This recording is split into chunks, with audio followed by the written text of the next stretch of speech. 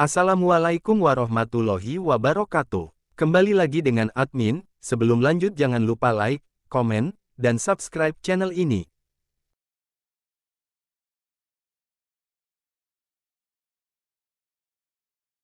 Menteri Pendayagunaan Aparatur Negara dan Reformasi Birokrasi, Menpan RB, Abdullah Azwar Anas telah mengeluarkan surat terbaru terkait seleksi CPNS 2023 dan pegawai pemerintah dengan perjanjian kerja, atau PPPK. Setiap instansi pusat dan daerah diberikan kesempatan mengajukan usulan formasi CPNS 2023 dan PPPK 2023. Usulan formasi kami tunggu sampai tanggal 30 April tahun 2023. Lewat tanggal itu dianggap tidak membutuhkan tambahan ASN PNS maupun PPPK, tegas Menpan RB Azwar Anas dalam suratnya nomor B-21-M.SM, 01-00-2023 tertanggal tanggal 14 Maret. Dalam suratnya, Menteri Anas menyampaikan beberapa ketentuan untuk instansi pusat dan daerah dalam mengajukan usulan formasi ASN 2023. Apakah akan lebih buruk DARIA PPDA 2022? Untuk instansi pusat, usulan kebutuhan berdasarkan peta jabatan yang telah ditetapkan oleh pejabat pembina kepegawaian, PPK, dan memperhatikan jumlah ASN yang memasuki batas usia pensiun tahun 2023 serta kesediaan, kemampuan anggaran, dengan ketentuan sebagai berikut. 1. Instansi pusat dapat mengusulkan kebutuhan CPNS dan PPPK. 2. Usulan kebutuhan CPNS hanya pada jabatan di bidang kejaksaan, bidang kehakiman, bidang intelijen, serta tenaga dosen. 3.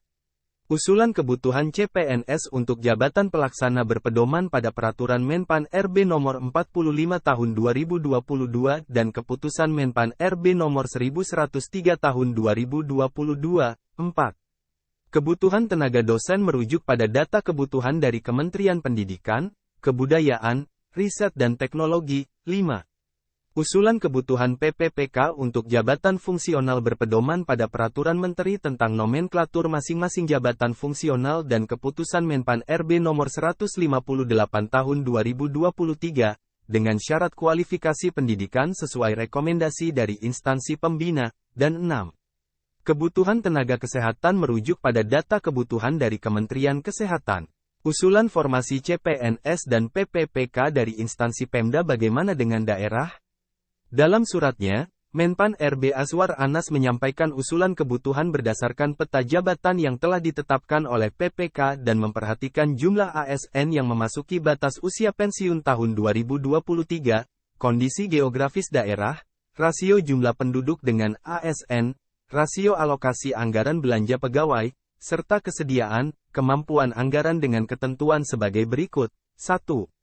Usulan kebutuhan PPPK diprioritaskan untuk memenuhi kebutuhan pegawai di bidang pelayanan dasar pendidikan dan kesehatan pada satuan, unit kerja di daerah terpencil, tertinggal, dan terluar. Usulan kebutuhan PPPK diutamakan bagi satuan, unit kerja yang dalam pengadaan ASN tahun 2022 tidak mendapat alokasi tambahan pegawai baru. 2.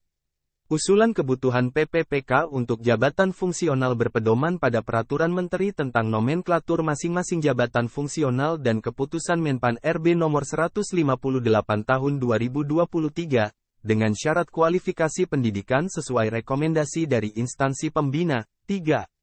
Kebutuhan tenaga guru merujuk pada data kebutuhan dari Kementerian Pendidikan, Kebudayaan, Riset dan Teknologi. Dan 4. Kebutuhan tenaga kesehatan merujuk pada data kebutuhan dari Kementerian Kesehatan. 5. Instansi pemerintah mengusulkan kebutuhan ASN yang memuat data terkait struktur organisasi, analisis beban kerja, existing pegawai, jumlah usulan kebutuhan ASN, dan masa hubungan perjanjian kerja PPPK melalui aplikasi e-formasi mulai tanggal 20 Maret tahun 2023 sampai tanggal 30 April tahun 2023. Sekian yang dapat admin sampaikan. Terima kasih dan wassalamualaikum warahmatullahi wabarakatuh.